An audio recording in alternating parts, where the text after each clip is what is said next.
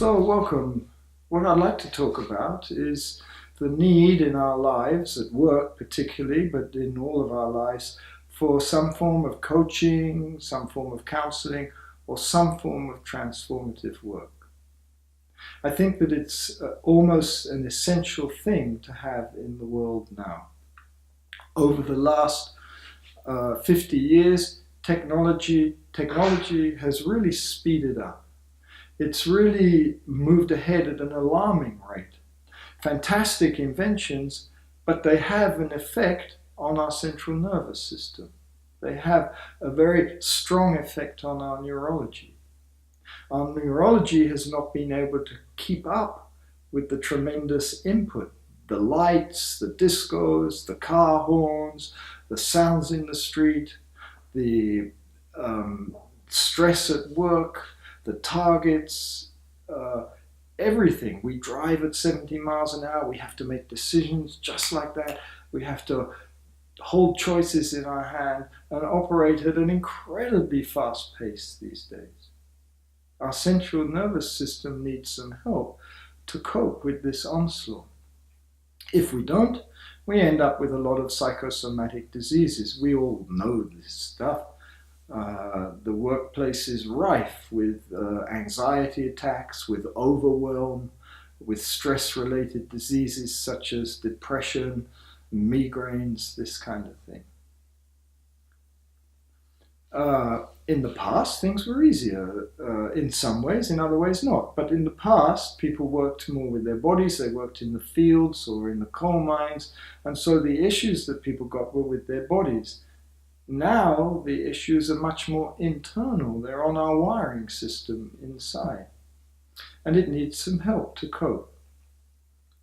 Added to this, the decay of traditional values and belief systems, the religious values are being shaken up, the sense of nationality and who I am is shaken up, and the sense of your place in society is no longer quite the same as it was. Boundaries and migration and things like this. Everything's being stretched by quite a big amount at the moment. The good side of this technological revolution is that they've been able to measure what happens to our neurology. The encephalograms and PET scans and all this kind of stuff has been able to allow therapy to make some really good progress of its own about what works, what creates more well-being, what creates more inner strength. A number of people have been doing great research. The neuroscience has progressed. They've moved from this idea of the brain being a set piece that you're born with and gradually nerve cells die off as you get older, to the sense of brain plasticity, which means that the brain can really form itself. You can actually create more cells in your brain, more connections. Not only this, but they get a good sense of how parts of the brain connect and how overall connections can make a difference.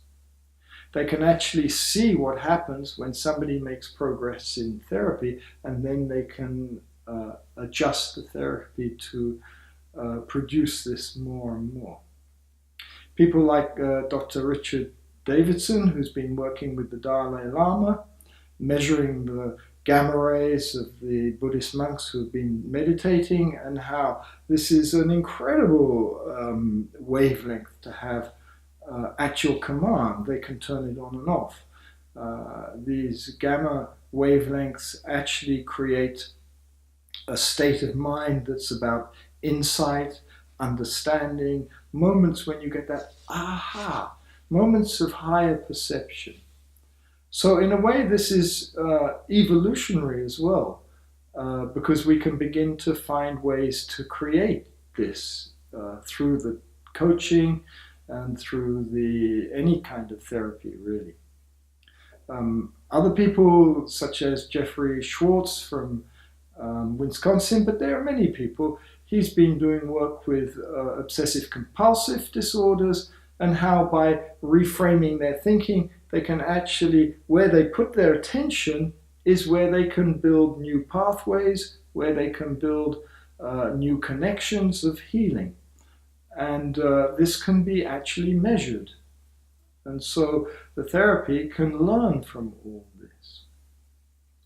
The biggest thing is that we've learned that where you put your attention, there you can create not just your mind or a better sense of well-being, but you actually physically create more brain cells.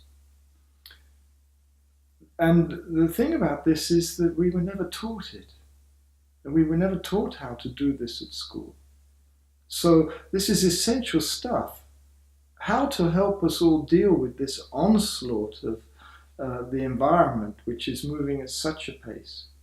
This is why we need to use coaching and such like to direct people's thinking, to direct people's awareness, where it will create the kind of new growth, new development in the brain that will allow people to have satisfying and lives that are in balance with themselves and the environment. This is very important in our world at the moment. So I'd like to just reiterate that the need for this kind of coaching, and that it works by where we place our attention. That's where we begin to grow. It's like plants. They grow towards the sun. If we start thinking a certain thing, our brain starts developing in that direction. If we start thinking something that's not so healthy for us, our brain develops in that direction.